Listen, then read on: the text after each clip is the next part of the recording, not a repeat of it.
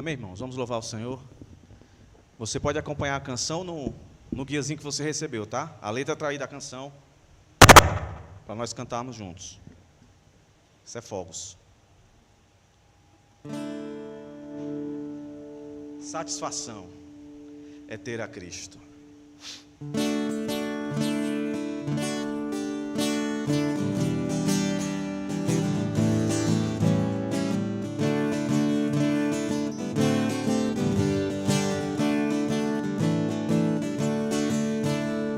Satisfação é ter a Cristo, não há melhor prazer já visto. Sou de Jesus, agora eu sinto satisfação sem fim. Satisfação é nova vida, eu com Jesus em alegria, sempre cantando a melodia. Satisfação sem fim, sim, paz real, sim, gozo na aflição. Achei um segredo, é Cristo no coração. Satisfação é não ter medo, pois meu Jesus virá bem cedo. Logo em glória eu hei de vê-lo. Satisfação sem fim. Do início. Satisfação é ter a Cristo. Cante, igreja.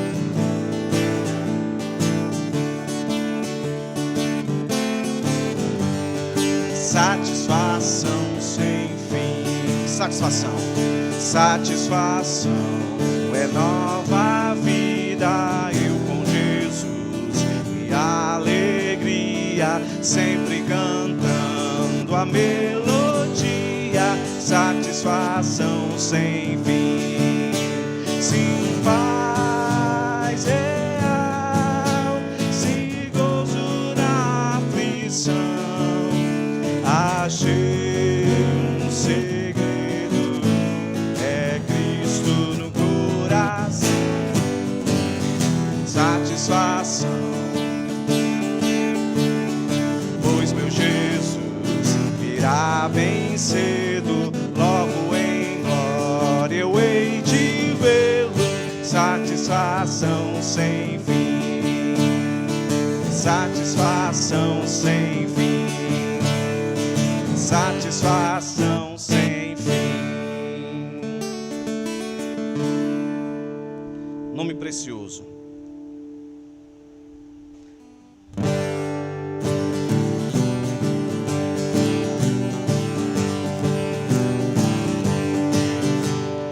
Levanto contigo o nome de Jesus, o Salvador. Esse nome dá consolo, seja no lugar que for. Nome bom, doce a fé, na esperança do porvir. Nome bom, doce a fé, na esperança do porvir. Esse nome leva sempre para o bem te defender. Ele é arma ao teu alcance quando o mal te aparecer. Nome bom, doce a fé, na esperança do porvir. Nome bom, doce a fé, na esperança do porvir.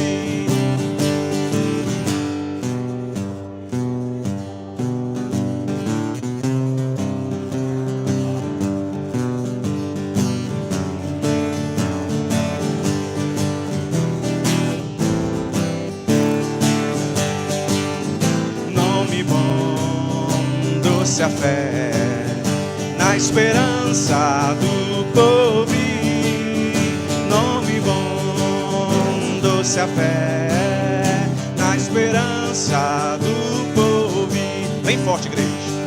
Nome santo e venerável, é Jesus o amado Deus, Rei dos reis, Senhor eterno, tu aclamarás no céu, nome bom, doce a fé, na esperança do porvir, nome bom, doce a fé, na esperança do porvir. Obrigado, Senhor. Podem sentar, meus irmãos. Vou chamar os irmãos para acolher as ofertas e os dízimos da casa do Senhor.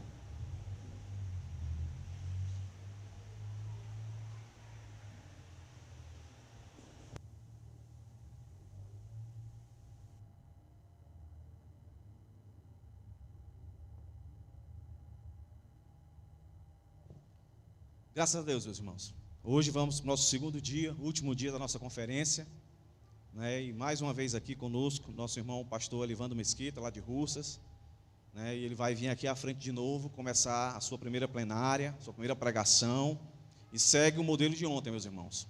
Quando ele terminar a sua primeira preleção aqui, nós teremos um intervalo de 10 minutos, temos café, chá, biscoito ali, só para descontrair um pouco, os irmãos voltam para cá, e ele vai para a sua última preleção, a sua última pregação. E logo após, meus irmãos, nós teremos a consagração, né, dos nossos irmãos Johnny, Eliseu e Felipe ao diaconato da igreja. E logo depois nós vamos ter a cerimônia de jubilamento do pastor João Evangelista, um dos pastores dessa igreja. E finalmente, encerrando, né, esse culto de adoração ao Senhor, nós teremos a apresentação dos novos membros da Igreja Bíblica Monte Sião. Ok, irmãos? Que Deus abençoe a todos vocês, que vocês abram agora os seus ouvidos espirituais, para que o Senhor possa falar ao seu coração. Você não veio aqui à toa, você veio aqui para ouvir Deus falar com você, cada um de vocês. Então agora, nesse momento, convido o pastor Elivando, que tome aqui à frente, e que Deus o abençoe e o use tremendamente.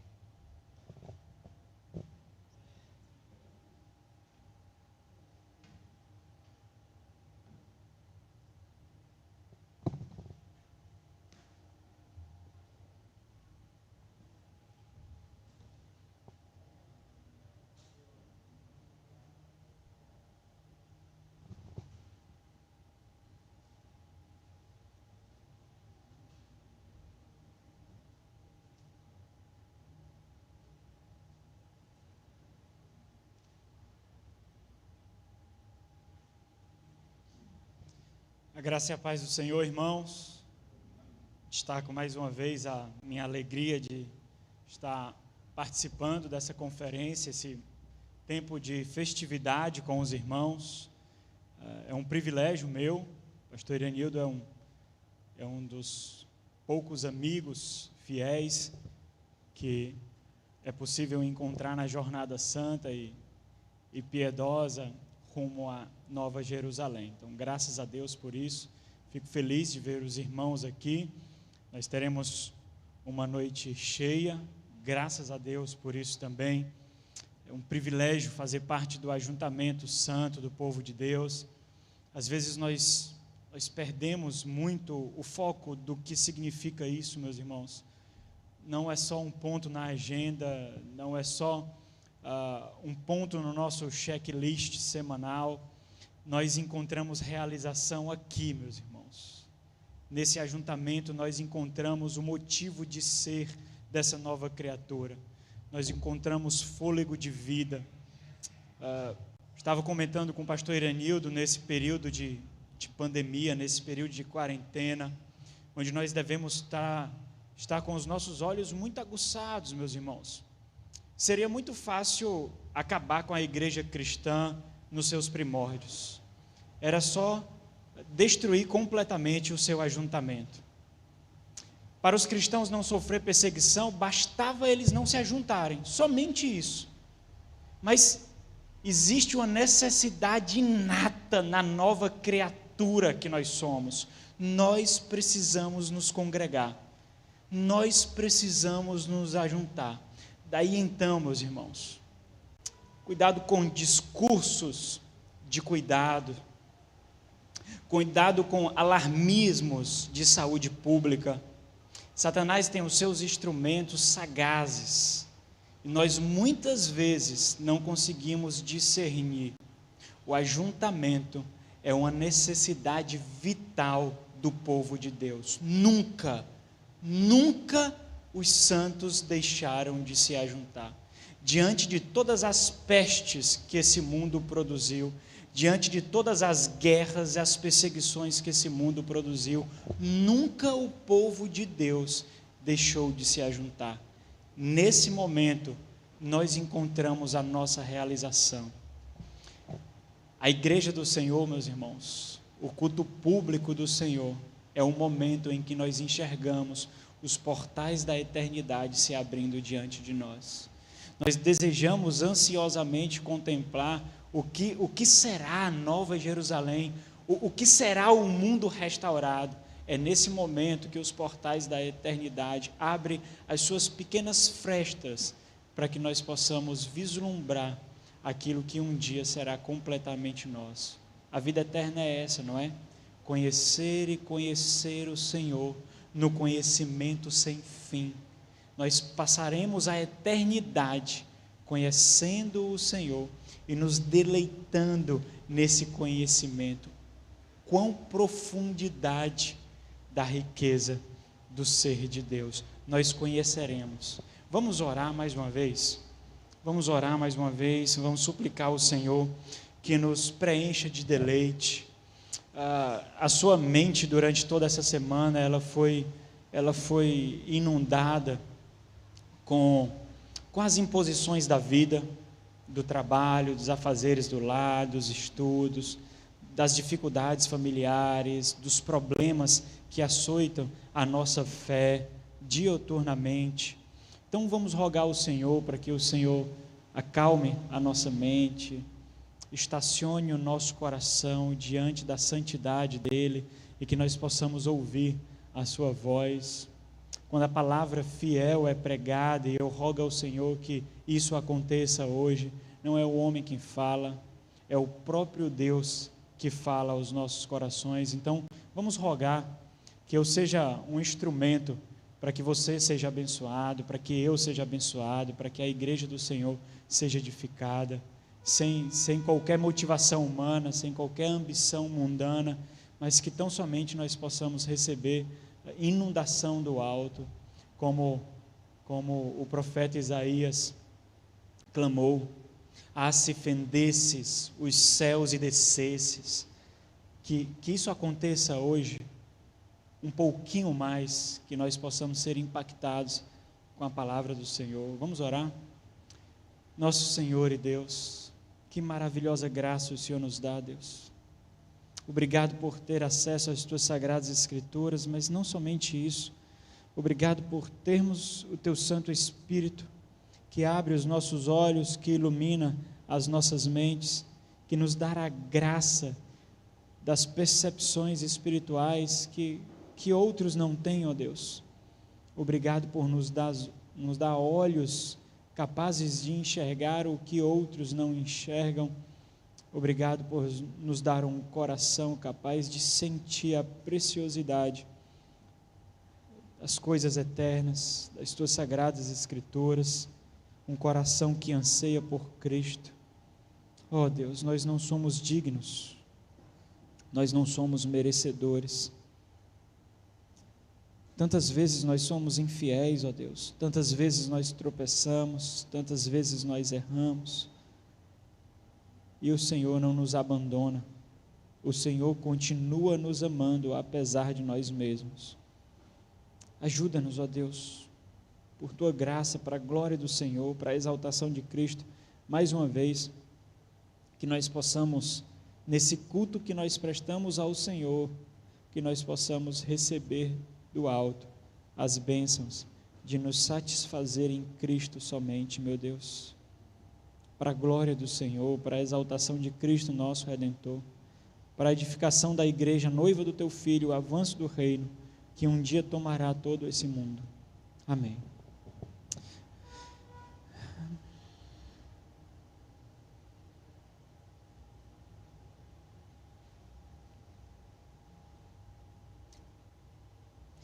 Meus amados irmãos, nós temos refletido nessas mensagens, ontem nós fizemos isso, com algumas perspectivas diferentes, nós refletimos sobre características que nos tornam distintos daqueles com quem nós convivemos todos os dias. Nós somos cristãos, nós nascemos de novo, nós fomos gerados outra vez, é assim que diz, nós somos regenerados, nós somos gerados outra vez, nós somos uma criatura de outro mundo que ainda vive nesse mundo, nós somos a eternidade que toca a presente era, nós somos aqueles que nos nossos comportamentos, no nosso linguajar, nas nossas ambições, nós nos mostramos distintos daqueles que são mortos, daqueles que não conhecem o Senhor, daqueles que não têm o anseio por Cristo. Nós não nos reputamos melhores, apesar de nós sermos. Nós fomos feitos pessoas completamente melhoradas, porque a velha não era suficiente, a velha não vale nada. Nós nos tornamos pessoas completamente outras. Nós lutamos para sermos, o que é absurdo, para sermos parecidos com os habitantes desse mundo. Muitas vezes nós nos pegamos com os mesmos sonhos, com os mesmos desejos, nutrindo as mesmas realizações, buscando a mesma felicidade, identificando a mesma estrutura de sucesso que os habitantes desse mundo reputam como sucesso, o que é absurdo, meus irmãos. Basta nós fazermos uma reflexão muito simples. Nós somos uma nova criatura.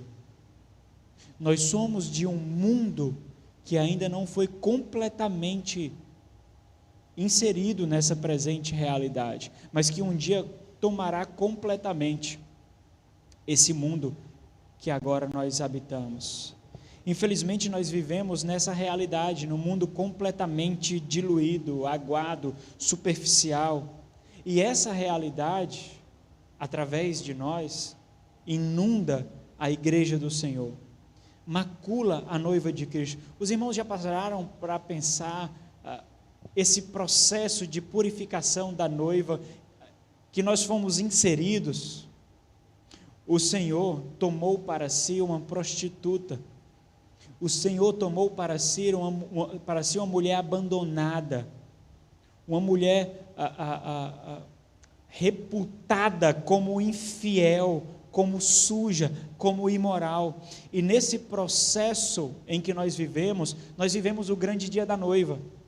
É um dia de embelezamento da noiva. E um dia o noivo tomará para si, nós, não você individualmente, nós como corpo. Nós somos a noiva, você não é a noiva, nós somos a noiva, o corpo é a noiva, e nós participamos desse processo de embelezamento. Algumas vezes parece que nós lutamos para macular, algumas vezes nós lutamos, parece que para conferir a ela alguma ruga, mas nós fazemos o processo inverso. O Senhor está tirando dela as rugas, o Senhor está tirando dela as impurezas. Nós estamos nesse processo de adorno, de embelezamento. Quando nós analisamos o mundo em que vivemos, as ambições que nós temos, e trazemos isso para dentro da igreja, nós fazemos uma obra completamente oposta daquilo que o Senhor Jesus faz. Como nós fazemos isso? Com os nossos anseios, com as nossas ambições, com expectativas completamente mundanas e egoístas, e o que deveria ser natural para nós que ainda não nos despimos completamente do velho homem. Parece que o velho Adão ainda está com as suas unhas cravadas em partes dessa nova criatura, e nós tentamos nos despir dela todos os dias, através de dificuldades que nós enfrentamos. A palavra bíblica para isso é provação. Cada decisão é uma provação. Cada projeto de felicidade, cada projeto de sucesso é uma provação em que nós adornamos ou maculamos a noiva, em que nós testemunhamos de Cristo ou nós tomamos uma decisão para nós mesmos, para o nosso próprio ego. Quando nós tomamos decisões para o nosso próprio ego, implicitamente, apesar de nós não conseguirmos fazer esse raciocínio, mas implicitamente nós estamos considerando que o nosso reino é aqui, já, na presente era, na presente realidade. Diante disso, então, deveria ser natural para nós fazermos constantemente um inventário da nossa vida. Nós deveríamos colocar a nossa fé diante da parede e avaliarmos o que existe dentro do nosso coração que nos faz considerar a nós mesmos como cristãos. Às vezes as Sagradas Escrituras fazem isso. Às vezes ela nos insulta para que nós possamos arrancar do nosso peito, o nosso coração, colocar diante de uma mesa e analisar e avaliar do que o nosso coração é constituído. Nós deveríamos fazer isso constantemente, porque nós nos consideramos cristãos. Por causa de uma lista de regras morais, por causa de uma agenda que nós cumprimos semanalmente, quarta-feira, sábado, domingo, quarta-feira, sábado, domingo, abre igreja, fecha igreja, limpa a igreja, ajeita cadeiras, ajeita o púlpito, coloca água, regula o som.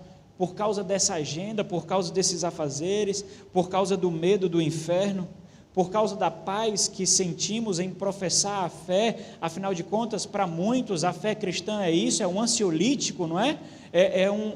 Um pouco de água com açúcar, porque embora nós estejamos caminhando para o inferno, nós caminhamos sem saber, porque nós nos consideramos cristãos. Os irmãos já pararam para observar?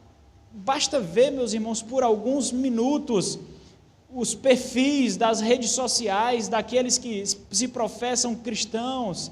Eles fazem um amálgama de vida evangélica com os seus tesouros mundanos, em que o seu intelecto pode contemplar, viver uma vida que professa a Cristo, comendo os manjares desse mundo, se saboreando com os manjares desse mundo. Está cada vez mais difícil para nós sermos uma igreja fiel, santa, pura e consagrada ao Senhor. Nós nos encontramos diante de pessoas com as suas inúmeras racionalizações para não vir à igreja, para não se congregar com os santos, para não manter uma vida disciplinar de leitura bíblica, de leitura de bons livros, de busca de discipulado, de busca de evangelismo. São inúmeras racionalizações, meus irmãos, inúmeras. Parece que nós não entendemos ainda que a nossa principal luta é contra nós mesmos. E vocês já pararam para ver que sempre quando nós argumentamos contra nós mesmos, sempre nós ganhamos? Nós ganhamos. Nós criamos racionalizações para mostrar para nós mesmos porque é plausível não ir à igreja, porque é plausível buscar o sucesso acadêmico em detrimento à vida de fé piedosa e profunda, o sucesso financeiro em detrimento à vida piedosa e profunda. O pastor John Piper tem um livro sensacional, fantástico, publicado pela editora Cultura Cristã, chamado Não Jogue a Vida Fora. A síntese desse livro é do perigo da estabilidade. Os irmãos observaram o quanto nós buscamos a estabilidade? Não existe estabilidade nesse mundo, meus irmãos. A verdade é essa. Não existe estabilidade nesse mundo. A estabilidade, como nós conceituamos, e por isso o concurso público é um grande bezerro de ouro que tem afastado o povo de Deus do seu Deus, porque enxerga-se no concurso público uma estabilidade que na verdade é uma mera ilusão de ótica, não existe. É mais uma forma que Satanás tem usado para tirar o povo de Deus do foco do caminho santo. Esse mundo é completamente instável, meus irmãos. Por isso que as nossas ambições descrevem claramente quem nós somos e do que o nosso coração é formado. Eu não estou falando aqui contra concurso público, evidentemente, mas a nossa ambição, ao prestarmos qualquer tipo de concurso, não é por causa da estabilidade financeira. Para o cristão, não. Não deve ser por causa da aposentadoria, mas é porque naquele lugar está precisando de sal e luz. Deveria ser isso. Naquele lugar precisa de sal e de luz. Não porque trabalha menos, não porque ganha muito, não porque a aposentadoria é boa, não porque vai ser um ponto da minha vida onde eu não mais me preocuparei com a minha situação financeira. Não deveria ser isso. Agora os irmãos, fazendo uma análise sensata, os irmãos observam que mesmo no meio do povo de Deus, essa tem sido a ambição, esse tem sido o critério, e nós perdemos a oportunidade tão clara, tão reluzente de sermos aquilo que só nós conseguimos ser. Esse mundo jaz em trevas, meus irmãos. Nós somos a única luz desse mundo. Se nós não brilharmos, esse mundo não enxergará a Cristo. Esse mundo não verá a Cristo. Nós precisamos encarar a realidade. Se nós somos novas criaturas, nós somos outro, nós somos distintos, nós somos diferentes. Isso não infla o nosso ego, isso não aguça o nosso ego, porque junto com a nova criatura é colocado dentro de nós uma profunda e vital dependência do nosso Senhor. Alguém certa vez falou que consagração é resolução que não tem medo de sacrifícios. É um coração completamente inclinado para o seu Senhor. David Livingstone, um evangelista, um missionário do século XIX, um missionário inglês, ele tomou para si a seguinte resolução, ele disse: não darei nenhum valor a qualquer coisa que eu tenha ou venha possuir, a não ser que tenha valor para o reino de Cristo. Será que essa tem sido a nossa resolução primária?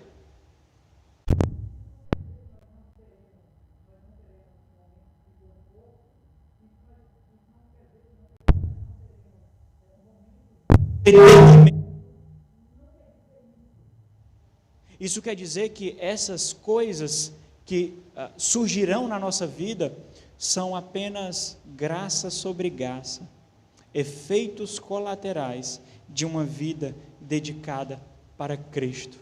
Abra sua Bíblia em Filipenses capítulo 3, no versículo 8, vamos ver esse mesmo tipo de pensamento nas palavras do apóstolo Paulo escrevendo para aquela igreja.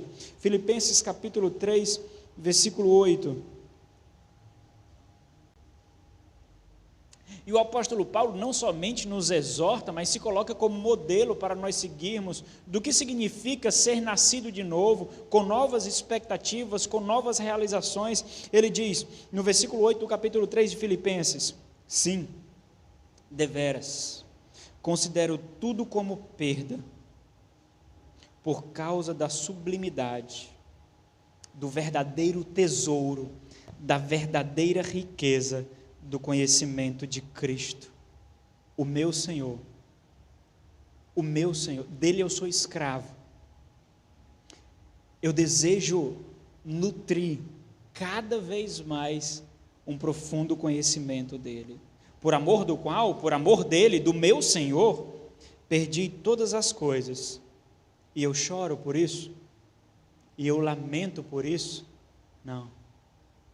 As considero como refúgio. Por quê, meus irmãos? Como esterco, né? Como excremento para ganhar em Cristo. Por quê?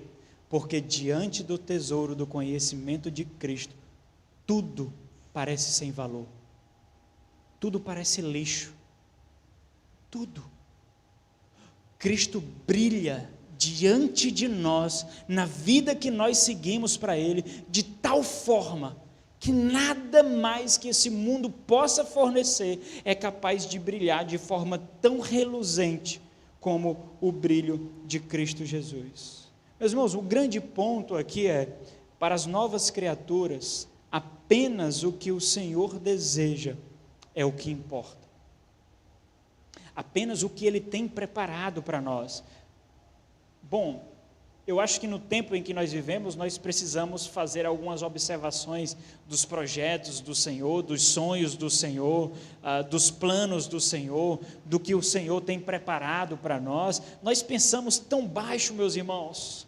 Os profetas do diabo que têm inundado a igreja do Senhor, os mestres de Satanás, os pastores do inferno que têm inundado a igreja do Senhor, eles têm mentido para o povo, eles têm levado multidões para o inferno, ensinando que os projetos do Senhor são meras riquezas materiais, são meras ascensões profissionais e acadêmicas, são meras aclamações da multidão.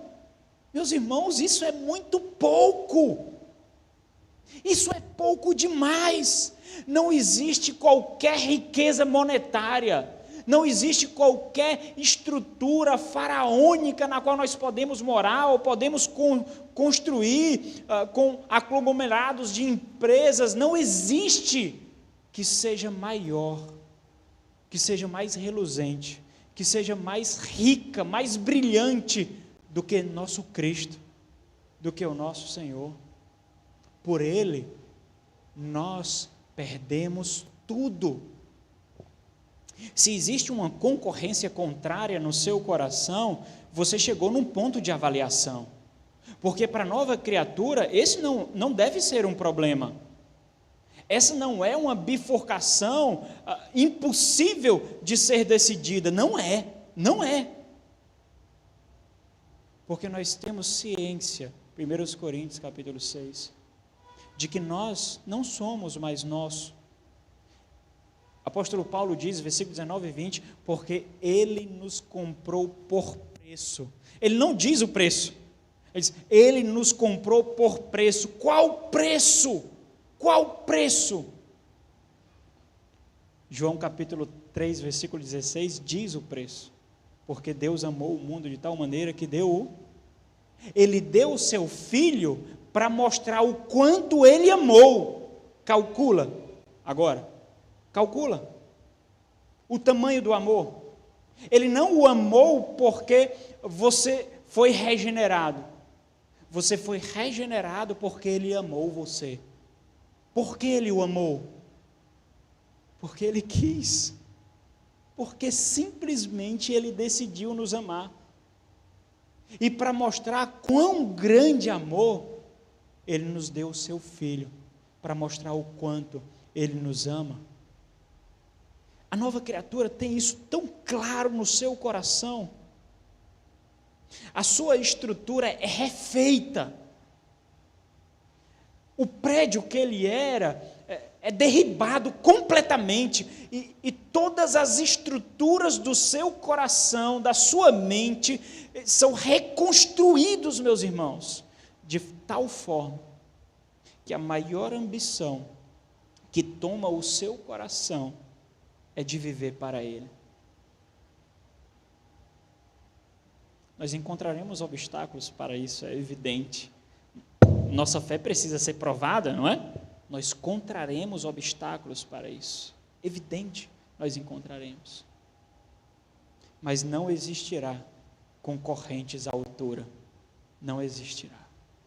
Nós passaremos alguns momentos de reflexão em situações, por exemplo, decisões difíceis podem ser tomadas, de repente as necessidades que suas famílias estão passando em determinados momentos, situações de saúde em que os irmãos passam em determinados momentos, sonho para os seus filhos, mais tranquilidade para os seus cônjuges, mais possibilidade de ajudar os santos, porque lembra lá, o apóstolo Paulo fala isso em Efésios capítulo 4, quando ele fala do processo de santificação daqueles que não são mais mortos, mas agora são filhos. Ele diz: aquele que furtava, trabalhe, para quê? Para a sua riqueza? Não, para ter com que ajudar o necessitado.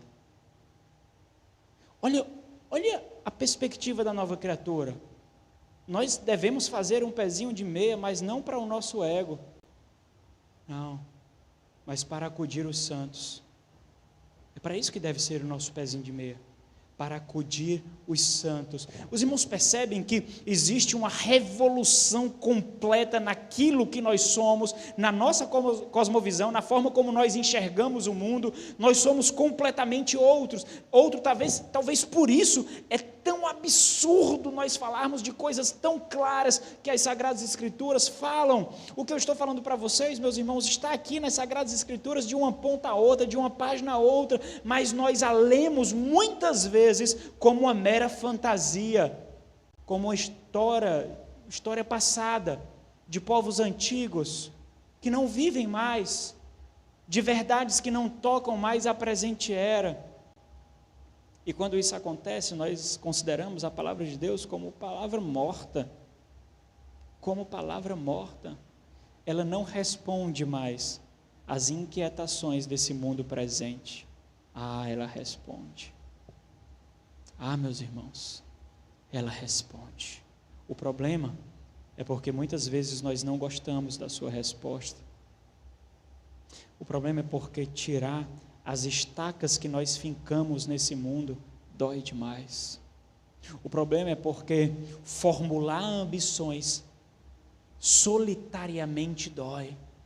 É isso que acontece, às vezes você trabalha numa repartição em que a grande maioria é formada por ímpios. E você vê os seus projetos, os seus sonhos, as suas realizações, com eles você tem desejo de interagir, de construir uma perspectiva de crescimento. Afinal de contas, o quanto você estudou, o quanto você trabalha, você precisa disso, não é verdade? E quando você é um ponto fora da curva desse mundo, você se vê completamente solitário. E infelizmente, algumas vezes, isso o faz retroceder e caminhar junto com a fileira para o inferno, para o matadouro eterno, para o lago de fogo, em que muitos terão como companheiro o inferno e Satanás. As nossas ambições expõem o nosso coração, meus irmãos. Ambições formam sonhos. Ambições constroem projetos de felicidade, de sucesso. Ambições conduzem os nossos passos. Ambições fixam os nossos olhos. Ambições tecem as nossas palavras. Qual é a sua ambição de vida? Essa é a mensagem de hoje, do versículo 33 do Salmo 119 ao versículo 40. A maior ambição da nova criatura, a maior ambição do coração da nova criatura é viver para a palavra de Deus. E aqui tem um destaque interessante, apesar de não muito perceptível, é um detalhe interessante aqui, justamente o alvo para o qual nós vivemos. O ponto não é que nós vivemos segundo a palavra de Deus. Isso nós já vimos. Isso é verdade. Mas o destaque do salmista aqui não é esse somente. O destaque do salmista é que ele anseia viver para a palavra de Deus. E essa não é uma conclusão complexa de ser feita para a nova criatura, simplesmente porque ela só vive por causa da palavra de Deus. Ter vida é ser alcançado e vencido pela verdade de Deus. Não é isso que acontece em cada pregação, não é isso que acontece em cada leitura bíblica. Talvez essa deveria ser a nossa oração: vence a minha estutícia, Deus. Antes de ler um livro cristão piedoso, antes de ouvir uma pregação, antes de nos ajoelharmos para orar ao nosso Deus que ouve em secreto, vence-me, ó Deus. Nós devemos formular a nossa vida, meus irmãos, de tal forma que a pregação da palavra de Deus não seja uma mera palestra. Nós devemos construir a nossa agenda ao redor da igreja. O centro da vida da nova criatura é a noiva, é a igreja. Nós vivemos na periferia dessa realidade. A igreja não é um ponto na nossa agenda. A igreja não está ao lado da nossa vida. A igreja, a comunhão dos santos, a geração eleita, o povo de propriedade exclusiva, que é invisível, mas é representado localmente na igreja que vocês estão agora. Ela é o centro da vida da nova criatura. As nossas decisões devem ser tomadas olhando para a igreja, olhando para os nossos irmãos, considerando as suas necessidades, considerando as suas aflições, considerando o suporte que eles precisam com os dons que vocês receberam. Vocês receberam os dons não para usarem de forma egoísta, meus irmãos. Nós às vezes não paramos para pensar isso. Nós recebemos os nossos dons para edificar o nosso próximo, e edificando o nosso próximo, nós somos preenchidos com a satisfação de sermos instrumentos, mesmo que falhos, caídos, mas instrumentos de edificação, de santidade, de piedade e da imagem de Cristo nos nossos irmãos. É isso que nós somos, é isso que nós somos. Os seus projetos, os seus sonhos, as suas decisões atingem a pessoa do seu lado. Atinge a pessoa que está atrás de você, atinge a pessoa que está na sua frente, atinge os seus pastores, atinge a sua igreja. Não existe mais isolamento para aquele que nasceu de novo. Não existe mais esse conceito de decisões solitárias, não existe. Você não pensa somente no seu cônjuge, você não pensa somente nos seus filhos, você foi colocado numa família que irrompe fronteiras e tempo. Você tem que pensar neles. Lembra lá de Hebreus capítulo 12, existe uma multidão de testemunhas ao nosso redor. E vocês acham que essa multidão de testemunhas, elas estão ali por quê? Vendo você forjar projetos e sonhos para a sua família, para os seus filhos, para você. Existe um plano maior. Ele está em execução. Você está nele. Você está nesse plano maior. Onde você está nesse plano maior? Nesse plano, a condenação e a salvação. Nesse plano, a exposição de bodes e lobos e o ajuntar das ovelhas no aprisco do Senhor. Onde você está nesse plano?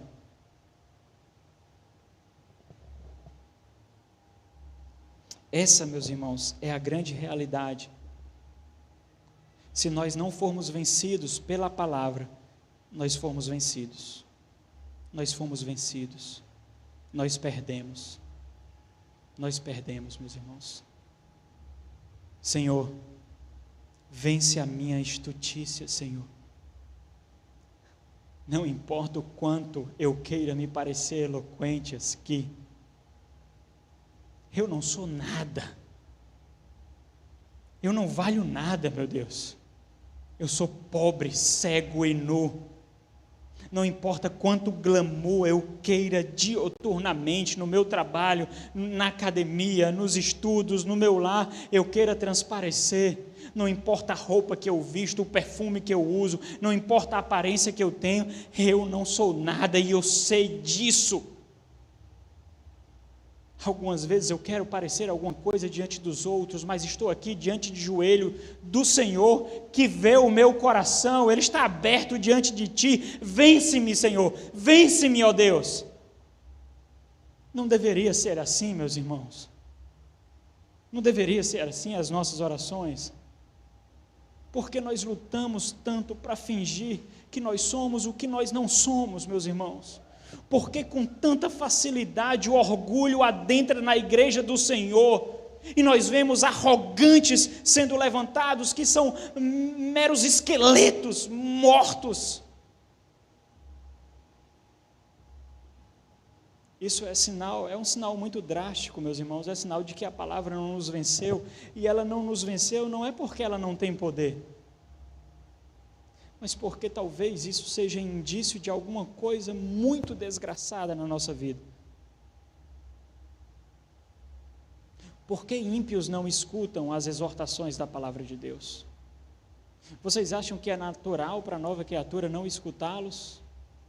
Não escutá-las? Será? Não. A nova criatura não tem cera nos ouvidos, não tem. A nova criatura percebe o que outros não conseguem perceber, e essa percepção forja as suas ambições.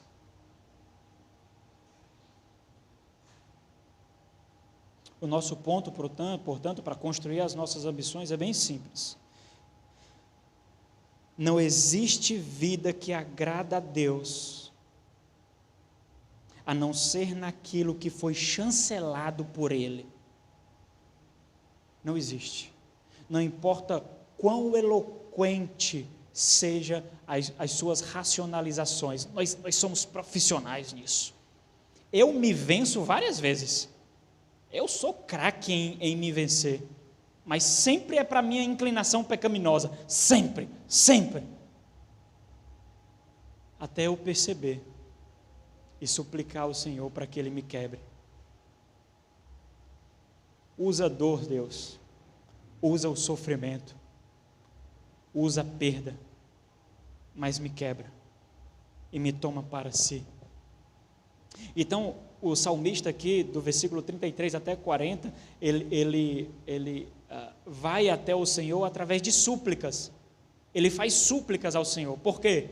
Porque ele precisa reforçar no seu coração aquilo que está sendo roubado por aqueles que o perseguem, pelas armadilhas que são colocadas diante dele. Lembra lá, Salmo 19, nós estamos diante de um salmista que está padecendo sofrimento dos mais diversos aspectos, e esses sofrimentos, eles são realçados pela Sagrada Escritura aqui, como instrumentos para roubar dele a fidelidade do Senhor. Meus irmãos, nenhum sofrimento é vão, nenhuma difamação é vã, nenhuma injúria é vã.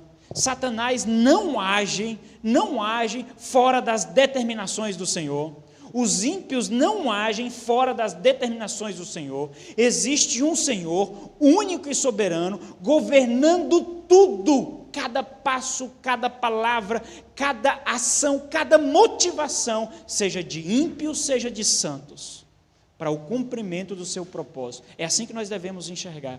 Embora as neblinas do sofrimento e do dia a dia que a vida impõe nos faça perder o foco, mas existe essa grande realidade. Se nós tivermos essa percepção um pouco mais aguçada, nós já caminharemos muito rumo à maturidade.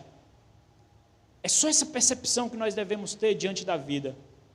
Nada foge aos planos do Senhor. E os planos dele não é para a sua exaltação, eu não preciso dizer isso. Sabe o que significa ser exaltado no Antigo Testamento, especialmente nos Salmos?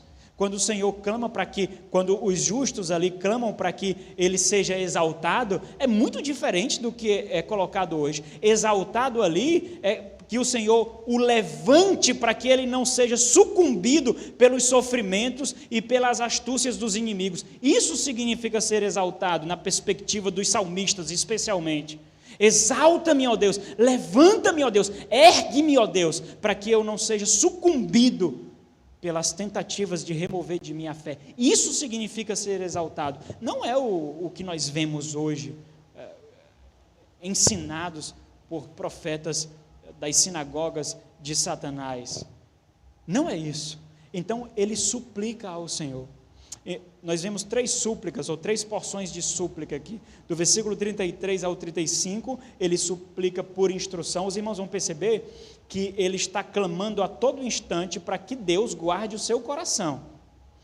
Olha que interessante, o coração é meu, ele está dentro de mim, eu tenho a posse dele, eu forjo nele emoções, sentimentos, ambições, mas eu sei que eu não consigo com ele.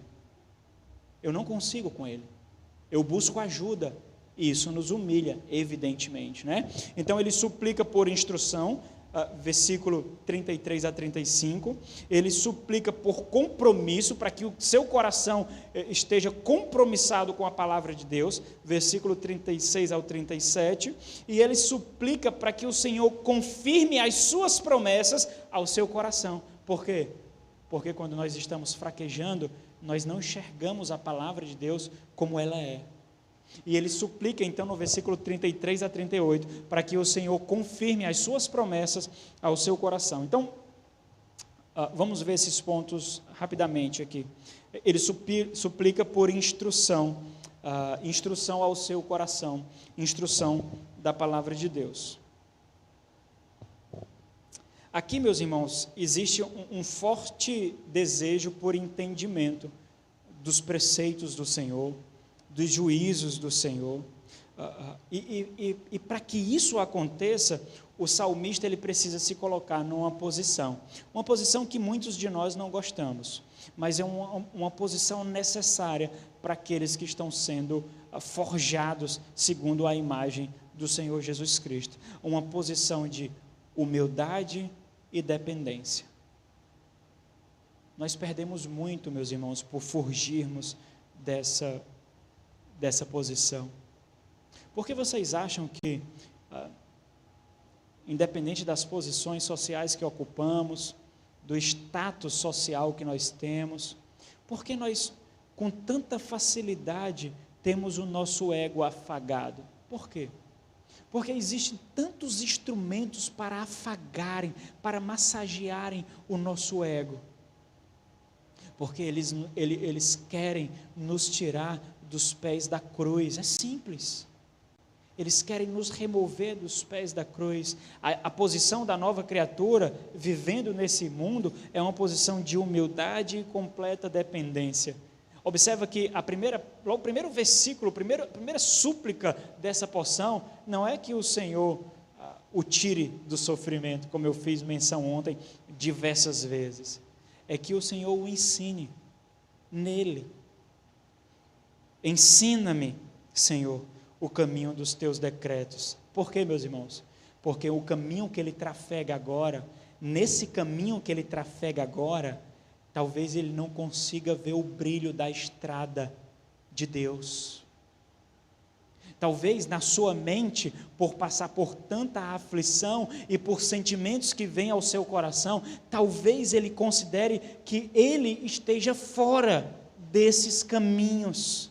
Por isso que ele suplica para que o Senhor o ensine. Ensinar aqui é realmente instruir, é mostrar, não é? E por isso que existe uma clara posição de humildade, de humilhação.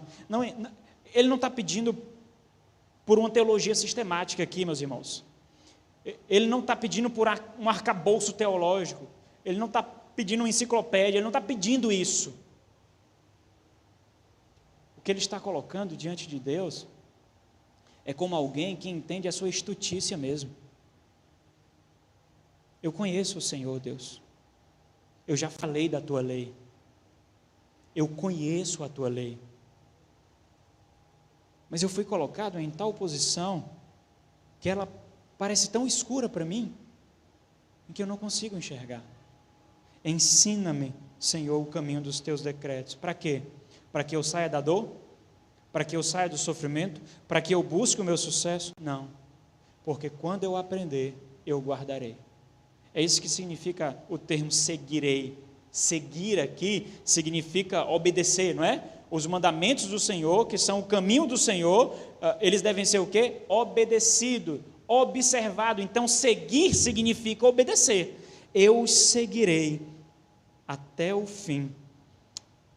A ideia aqui, meus irmãos, é de aquilo que eu aprender, eu receberei como prêmio mais valioso da minha vida. É o conhecimento do Senhor. São as faíscas da eternidade tocando a presente era. Não é isso a eternidade? Conhecer e conhecer o Senhor. Quando nós suplicamos por isso, nós estamos clamando para que a eternidade nos toque. E eu faça a tua vontade. E o Senhor seja exaltado por meio de vasos de barro. É como se ele dissesse assim, ó, esse é o meu desejo. Estou descrevendo ambições aqui, certo, meus irmãos?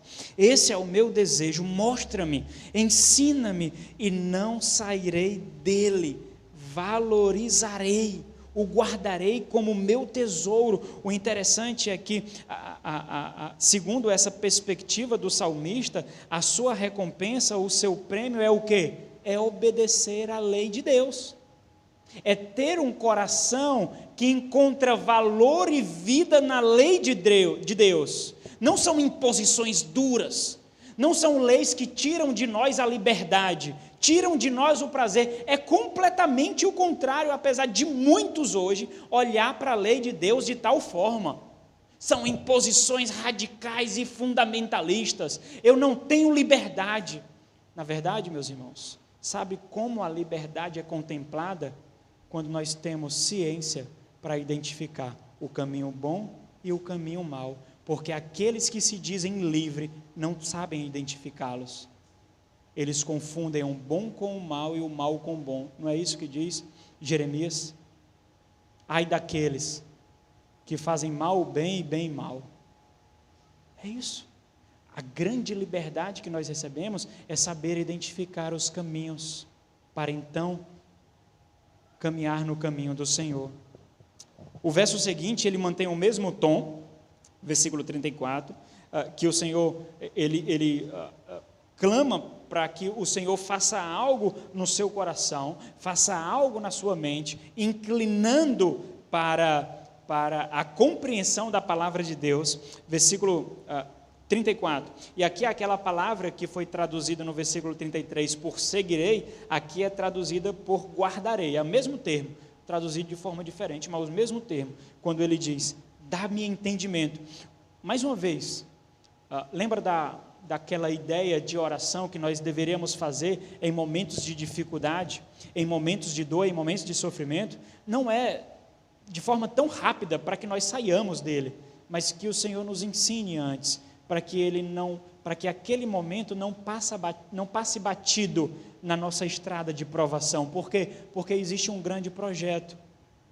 Existe esse tempo que nós estamos, meus irmãos, é como se fosse um tempo de manufatura, onde está sendo talhada em nós a imagem de Cristo Jesus. Então ele clama, dá-me entendimento e guardarei, né? Ou seguirei, ou protegerei, já tendo aquela perspectiva do entendimento da lei do Senhor como tesouro. Então a gente pode entender guardarei aqui como protegerei, a ideia de colocar no coração no lugar privilegiado, dá-me entendimento e guardarei a tua lei, de todo o coração a cumprirei. Mais na frente nós veremos essa ideia mais detalhada sobre o coração aqui, ou seja, não há como dedicar todo o coração ao Senhor sem compreensão. Por isso nós precisamos de entendimento bíblico, porque o nosso coração só é movido por causa de entendimento, por causa de compreensão.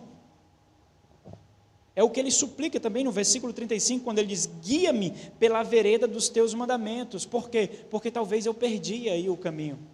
Guia-me pelas veredas dos teus mandamentos, pois nele me comprazo.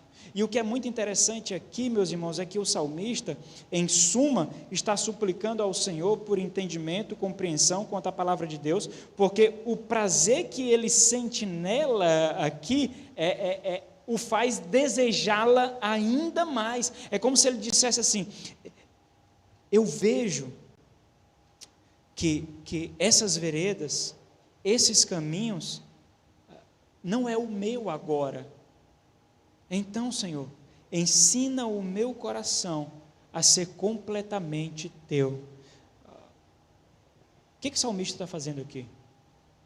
É como se ele pegasse o seu coração, colocasse diante dele e fizesse um trabalho de investigação. E nós precisamos encarar essa realidade brutal, porque não adianta em público eu me colocar como um cristão piedoso e maduro, se em secreto eu estou fraco, frágil e sem qualquer tipo de intimidade com o Senhor. Não adianta, porque reputação não leva à salvação, meus irmãos. Nós não lutamos por reputação, é isso que esse mundo coloca. Esse mundo nos faz lutar por reputação. Reputação não salva, reputação ilude, reputação é a ilusão de Satanás, reputação não é testemunho, o testemunho exala da nova criatura, a motivação em piedade exala da nova criatura.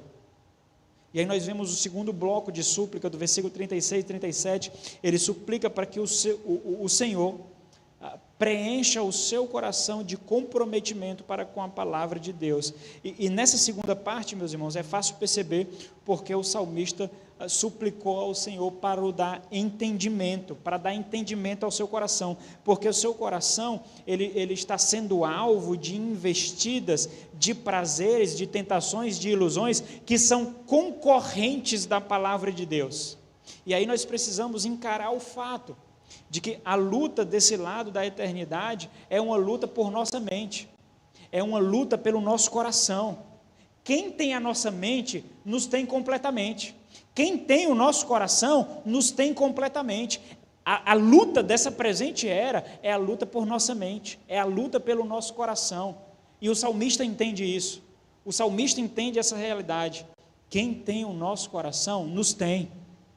Nos tem. Então, se as nossas ambições, as ambições que tomam o nosso coração, é qualquer tipo de ascensão, qualquer tipo de sucesso estritamente mundano, e especificamente só para isso, é algum nível de conforto, é alguma paz para entretenimento, se essa é a nossa ambição, isso significa que o mundo capturou o nosso coração, que o mundo reestruturou a nossa mente.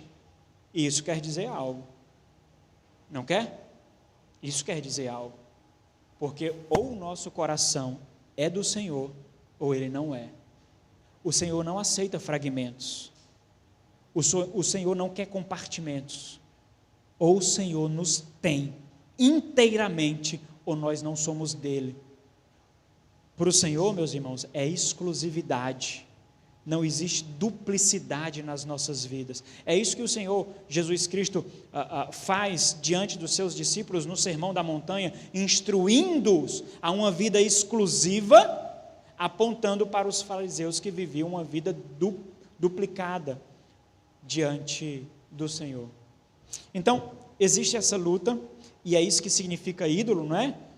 Ídolo não são só aquelas imagens, ídolo é aquele ou aquilo para quem nós vivemos, é aquele que tem o nosso coração em sua posse. Ídolo é aquele que conduz o nosso coração, é aquele que tem a propriedade do nosso coração. Se nós vivemos para o nosso cônjuge, ele é o nosso ídolo. Se nós vivemos para os nossos filhos, eles são o nosso ídolo. Se nós vivemos para a nossa profissão, ela é o nosso ídolo. Nós temos que entender isso. Ídolo é aquele que tem a condução do meu coração. Isso é idolatria. E qual o instrumento que o ídolo usa? Ambição. É isso que o ídolo usa. Ele usa ambições. Tem um livro do Tim Keller, publicado pela Vida Nova, pela Thomas Nelson, Deuses Falsos. Eles prometem sexo, dinheiro e poder, mas é disso que você precisa, diz o subtítulo. As novas criaturas não precisam disso. Por isso que as novas criaturas não são suscetíveis às imposições dos ídolos. O versículo 36, nós vemos aqui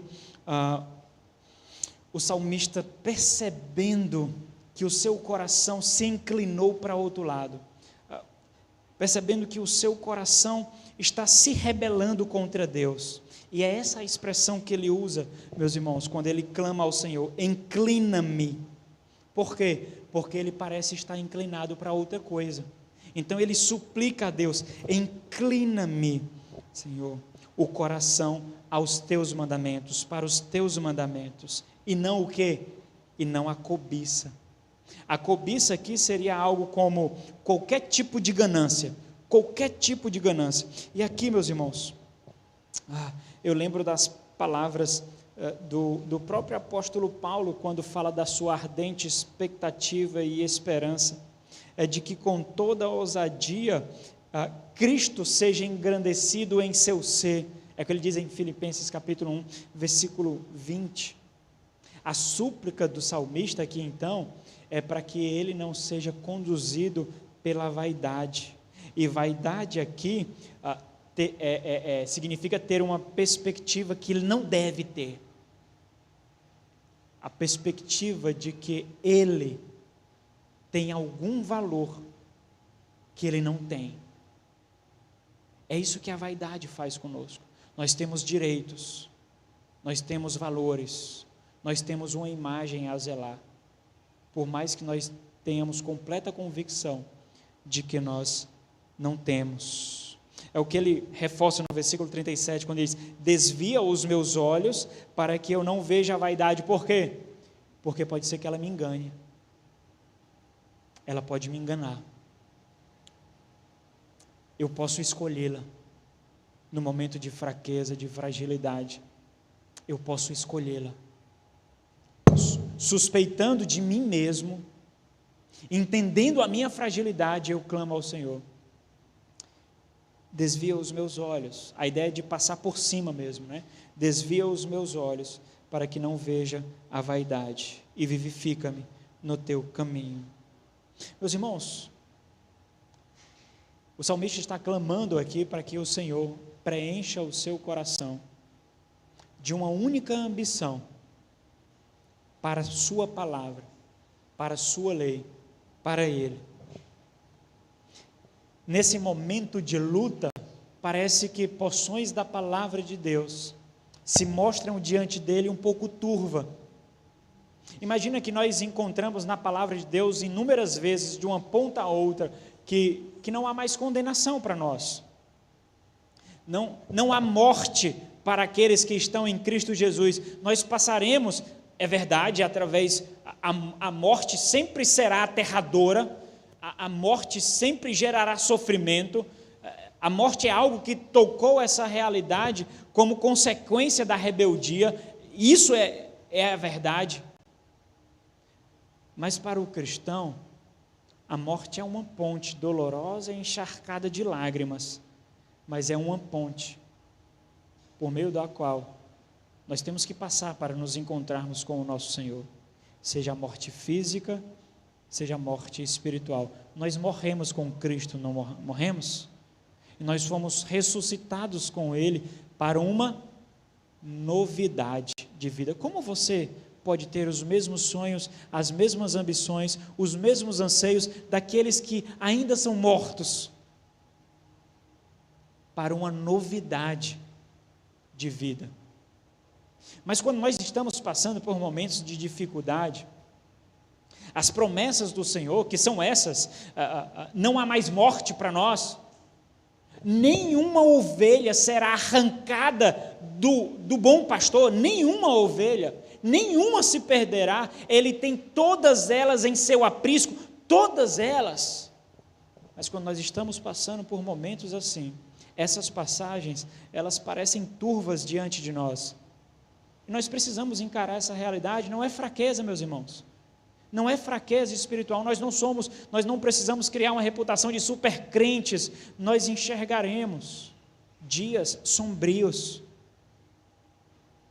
nós nos depararemos com densas trevas. Essa é a grande realidade, em que as promessas do Senhor precisam ser confirmadas no nosso coração. Por quê, meus irmãos? Porque as vaidades da vida, as concupiscências da vida tentarão de todas as formas nos derribar. onde a concupiscência é gerada. Abra em Tiago, capítulo 1, por favor. Tiago, capítulo 1.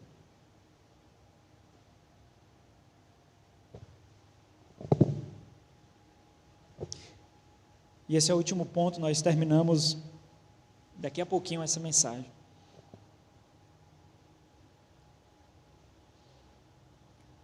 A tentação, não achemos nós, não consideremos nós, que a tentação, ela vem do nada, que a concupiscência, que a vaidade, ela atinge-nos no vazio. Não é assim que acontece. Você sabe que não é assim. Nós podemos até construir mentiras.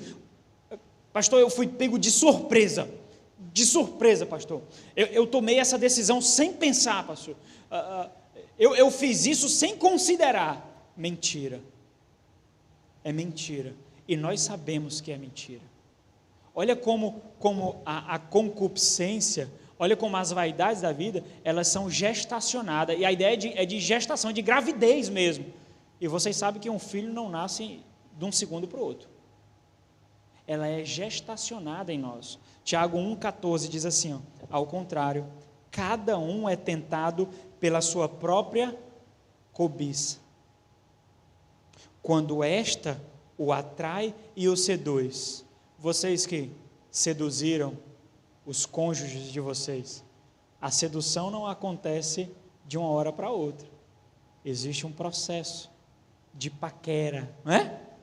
O pecado nos paquera, é isso que ele faz, o pecado nos paquera. Se nós damos atenção, ele nos atrai, e começa esse processo de sedução. Você merece ser feliz, você merece esse conforto, você merece esse entretenimento, e isso é resultado do seu labor. Deus ele quer a sua felicidade, é isso que ele quer. A glória da segunda casa é maior do que a primeira, não é assim? Não é assim que falam? Mas ele o atrai e o seduz. Então, aquilo que atraiu e seduziu começa a formar algo. Então a cobiça, depois de haver concebido, dá a luz ao pecado. Olha essa linguagem de gestação. Dá a luz ao pecado, e o pecado, uma vez consumado, gera a morte. Olha o processo. Existe um processo de queda aqui. O que nós devemos fazer diante disso? Qual deve ser a nossa postura diante disso? É o que Pedro diz: sede sóbrios e vigilantes. Por quê?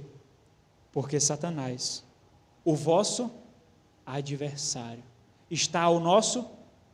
Vocês acham que ele está ao nosso redor vendo o quê? Os perfis que vocês acessam nas redes sociais, as páginas nas redes sociais, com quem vocês conversam no WhatsApp, as conversas com vizinhos, com quem vocês desenvolvem amizades, as páginas da internet que vocês olham. Vocês acham que eles estão ao nosso derredor para quê? Para fazer o quê? Procurando uma brecha, para colocar a semente da vaidade e gerar a cobiça gerar o pecado, e o pecado gerar a morte. É isso que acontece, meus irmãos. Por isso ele suplica, volta para o Salmo 119, por isso humildemente o salmista suplica no versículo 38, confirma, Senhor. A ideia de confirmar aqui, e eu gosto de dar outras expressões dessas palavras, porque como a Bíblia no Antigo Testamento foi escrito em outra língua, uma língua distante de nós, não é? Então, às vezes a tradução ela não consegue atingir todas as nuances, porque seria necessário colocar muitas palavras para isso. As nossas traduções são maravilhosas, meus irmãos, mas nós precisamos cavar um pouquinho para entender. Quando ele clama para que o Senhor confirme, o que é que ele está clamando? Ele está pedindo para que o Senhor coloque diante dele. Levanta, literalmente significa, levanta diante de mim. Literalmente é isso. Levanta diante de mim, por quê? Porque eu não vejo o Senhor. Eu sei que está lá, mas eu não vejo. Nós podemos fazer essa oração sincera diante da possibilidade de queda, meus irmãos.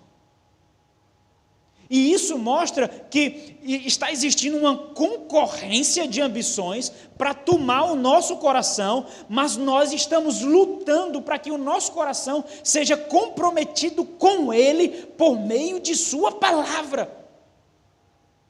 Senhor, estou agora me portando como um tolo, cego. Levanta diante de mim, Deus, porque eu não vejo. Eu não vejo, é quando ele clama, confirma ao teu servo a tua promessa. Eu não preciso dizer o que significa promessa aqui, né? Não vou perder muito tempo com isso. Levanta então diante de mim para confirmar a tua promessa. Feita a quem? A ímpios? Não. Rebeldes? Não. Aqueles que te temem. Versículo 39, mais uma declaração de humilhação, mas ao mesmo tempo de que a vergonha na vida da nova criatura é ser infiel ao Senhor. Isso é vergonha. Quando ele diz, afasta de mim o opróbrio, né? O vexame, a vergonha que temo, porque isso eu temo, porque os teus juízos são bons. E opróbrio aqui significa isso. Opróbrio, vexame aqui, não significa ter a reputação destruída, não significa, de repente, ser disciplinado diante da igreja, não significa isso. O vexame maior é ser pego, infiel ao Senhor. É isso que ele suplica, não é? Foi isso que ele suplicou até aqui, ser pego, infiel diante do Senhor. E o versículo 40 é a única afirmação diante desse salmo. Esse salmo, meus irmãos, cada versículo dele, ele inicia, essa porção, cada versículo inicia com um imperativo, como se fosse uma ordem. Não é uma ordem especificamente dita, porque ninguém dá ordens a Deus, né? Mas ordens expressam o quê? Ordem expressa um profundo sentimento, é uma expressão profunda de vontade. Na ordem existe emoção envolvida. Se não fosse assim, nós apenas falávamos. Mas quando nós queremos algo com muita intensidade, nós usamos imperativos, nós damos ordem. Então, quando o salmista ele vai até o Senhor com essa construção, o imperativo, ele está clamando o Senhor para que seja da vontade dele atender a súplica do seu coração. É quando ele diz assim, confirma, Senhor. Nesse versículo 40, a segunda metade desse versículo, quando ele diz vivifica-me, também é uma ordem, também é um imperativo. Na teologia é chamado de imperativos divinos, em que não são dadas ordens para o Senhor, mas uma profunda súplica para que seja da vontade do Senhor fazer aquilo que ele pede. É isso que ele está fazendo aqui. Quando ele diz, esse versículo desse bloco é o único que começa com afirmação, os demais são imperativos. E nessa afirmação ele diz, eis que tenho suspirado pelos teus preceitos. Ele poderia suspirar por livramento, não poderia? Ele poderia suspirar por libertação, ele poderia suspirar por cura, mas não é isso que ele suspira. Junto com a dor, junto com a agonia, está sendo removido dele o prazer e a confiança pela lei do Senhor. E o que ele faz então? Ele anseia por aquilo que um dia ele experimentou. Ele sabe o que é ter intimidade com Deus por meio de sua palavra. Ele quer isso de volta. Então os irmãos percebem que a fé, a vida da nova criatura não é meramente emocional, porque quando a emoção morre, fica a razão. E a razão que adestra e conduz as nossas emoções. Ele diz então, eis que tenho suspirado pelos teus preceitos, vivifica-me por tua justiça. Essa deve ser a maior ambição, meus irmãos. E nós concluímos aqui, nós veremos na próxima mensagem, se o Senhor permitir, outra porção do Salmo 119. Que o Senhor nos abençoe. Vamos orar? Senhor nosso Deus, obrigado por tua maravilhosa palavra que não nos deixa legados à nossa própria sorte. Obrigado, Senhor, pelo Espírito Santo do Senhor, que ilumina as nossas mentes, que nos dá sensibilidade a ouvidos, olhos e coração, para que nós possamos contemplar as tuas maravilhas. Aplique essa palavra no nosso coração e ser engrandecido através de nossas vidas. Em nome de Jesus. Amém.